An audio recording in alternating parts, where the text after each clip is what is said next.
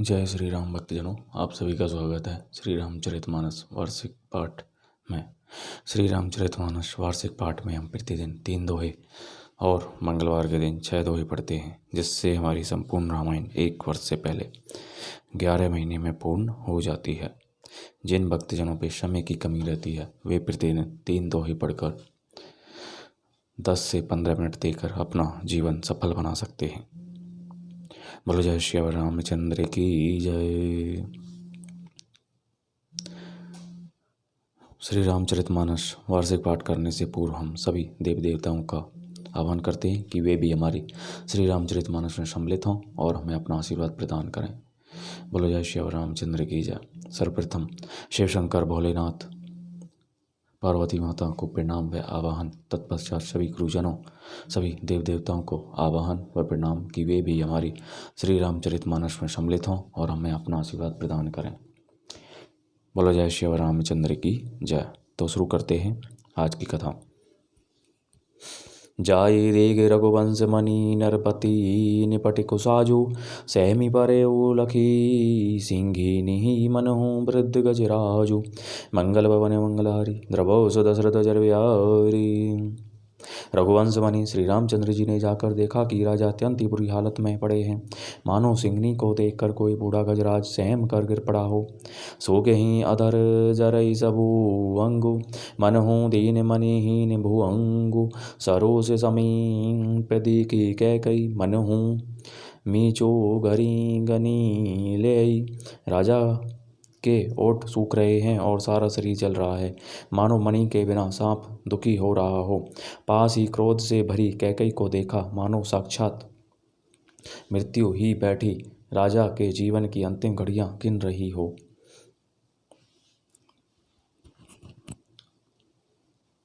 श्री राम कैकई संवाद।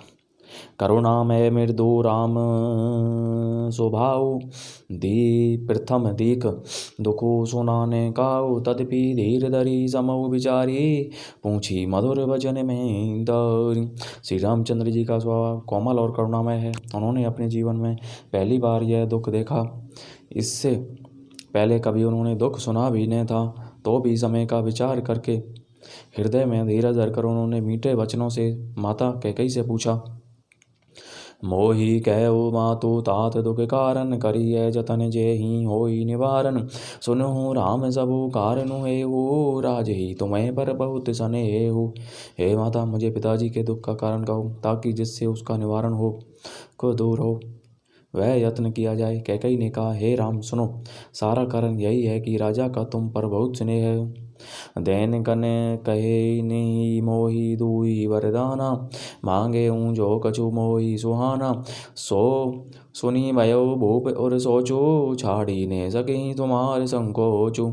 इन्होंने मुझे 2 वरदान देने को कहा था। मुझे जो कुछ अच्छा लगा वही मैंने मांगा। उसे सुनकर राजा के हृदय में सोच हो गया, क्योंकि ये तुम्हारा संकोच नहीं छोड़ सकते। सुत सनेहु इत बचिनु उत संकट परेहु, नरेशु सकहु तय आयसु सरहु, सिर मेटेहु कठिन कलेशु, मंगल भवन मंगलहारी द्रवहु दशरथ जर बिहारी। इधर तो पुत्र का स्नेह है और उधर वचन प्रतिज्ञा। राजा इसी धर्म संकट में पड़ गए हैं। यदि तुम कर सकते हो तो राजा की आज्ञा श्रोधार्य करो और इनके कठिन क्लेश को मिटाओ। निधरक बैठी कई कटुवानी, सुनत कठिनता अति अकुलानी। जीव कमान वचन सर नाना, मन हो मही पे मृदु लक्ष्य समान। कैकई बेधड़क बैठी ऐसी कड़वी वाणी कह रही है, जिसे सुनकर स्वयं कठोरता भी अत्यंत व्याकुल हो उठी। जीव धनुष है, वचन बहुत से तीर हैं, और मानो राजा ही कोमल निशाने के समान हैं। जनु कठोर बनु धरे शरीरु, सिखई धनुष विद्या बर वीरु। सबु प्रसंगु रघुपति सुनाई, बैठी मनहु तनु धरी निठुराई। इस सारे साथ समाज के साथ मानो स्वयं कठोरपन श्रेष्ठ वीर का शरीर धारण करके धनुष विद्या सीख रहा है। श्री रघुनाथ जी को सब हाल सुनाकर वह ऐसी बैठी है, मानो निष्ठुरता ही शरीर धारण किए हुए हो। मन मुस्काई भानु कुल भानु, रामू सहज आनंद निधानु, बोले वचन विगत सब दूषण, मृदु मंजुल जनु बागे विभूषण। सूर्य स्वाभाविक ही आनंद निधान श्री रामचंद्र जी मन में मुस्कुराकर सब दूसरों से रहित ऐसे कोमल और सुंदर वचन बोले जो मानो वाणी के भूषण ही थे। सुनु जननी सोई सुतु बड़ भागी, जो पितु मातु वचन अनुरागी, तने मातु पितु तोष निहारा, दुर्लभ जननी सकल संसारा। हे माता सुनो, वही पुत्र बड़ भागी है जो पिता माता के वचनों का अनुरागी पालन करने वाला है।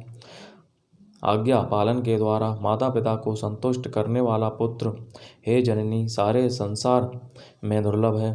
मुनिगण मिलिनु विशेषी, बन सब ही भांति हित मोर, ते ही मैं पितु आय सुबौरी, सम्मत जननी तोर। मंगल भवन मंगलहारी, द्रवौ दशरथ जर बिहारी। वश में विशेष रूप से मुनियों का मिलाप होगा जिससे मेरा सभी प्रकार से कल्याण है, उसमें भी फिर पिताजी की आज्ञा और हे जननी तुम्हारी सम्मति है। भरतु प्राण प्रिय पावहि राजो, विधि सब विधि मोहि सन्मुख आजो। जो न जाऊं बन ऐसे हु काजा, प्रथम गनिय मोहि मूढ़ समाजा। और प्राण प्रिय भरत राज्य पावेंगे। इन सभी बातों को देखकर यह प्रतीत होता है कि आज विधाता सब प्रकार से मुझे सम्मुख हैं, मेरे अनुकूल हैं। यदि ऐसे काम के लिए भी मैं वन को न जाऊं तो मूर्खों के समाज में सबसे पहले मेरी गिनती करनी चाहिए। सेविहि अरंडो कल्पतरु त्यागी, परिहरि अमृत लेहि विसु मागी। तेऊ ने पाई अस समऊ चुकाही, देखो विचारी मातु मन माही। जो कल्प वृक्ष को छोड़कर रैन की सेवा करते हैं और अमृत त्याग कर विष मांग लेते हैं, हे माता तुम मन में विचार कर देखो, वे मार मूर्ख भी ऐसा मौका पाकर कभी न चूकेंगे। अम्ब एक दुखु मोहि विशेषी, निपट विकल नर नाय को देखी। थोड़ी ही बात पिति ही दुख भारी, होती प्रीति तीने मोहि महतारी। हे माता मुझे एक ही दुख विशेष रूप से हो रहा है, वह महाराज को अत्यंत व्याकुल देखकर। इस थोड़ी सी बात के लिए ही पिताजी को इतना भारी दुख हो। हे माता मुझे इस बात पर विश्वास नहीं होता। राहु धीर गुण उदधि अगाधु, भा मोहि ते कछु बड़ अपराधु। जाते मोहि ने कहत कछु राहु, मोरी शपथ तो ही कहू अति सभा कहू सति भाऊ। क्योंकि महाराज तो बड़े ही धीर और गुणों के अथाह समुद्र हैं, अवश्य ही मुझसे कोई बड़ा अपराध हो गया है जिसके कारण महाराज मुझे से कुछ नहीं कहते। तुम्हें मेरी सौगंध है माता, तुम सच सच कहो। सहज सरल रघुवर वचन कुमति, कुटिल करी जान, चलई चौक चल वक्र गति, यद्यपि सलिलो समान। मंगल भवन मंगल हारी, द्रवौ दशरथ अजर बिहारी। रघुकुल में श्रेष्ठ श्री रामचंद्र जी के स्वभाव से ही सीधे वचनों को दुर्बुद्धि कैकई टेढ़ा ही करके जान रही है। जैसे यद्यपि जल समान ही होता है परंतु जोंक उसमें टेढ़ी चाल से ही चलती है। बोलो जय श्री रामचंद्र की जय। मंगल भवन मंगलहारी, प्रभु दशरथ अजर बिहारी। तो इस प्रकार भक्तजनों आज की कथा का विराम यहीं पर होता है। बोलो जय श्री रामचंद्र की जय। शिव शंकर भोलेनाथ जय पार्वती की जय। सभी का कल्याण करें। सभी देव देवताओं का बहुत बहुत धन्यवाद जो श्री रामचरितमानस में सम्मिलित हुए और हमें अपना आशीर्वाद प्रदान किया। बोलो जय श्री रामचंद्र की जय।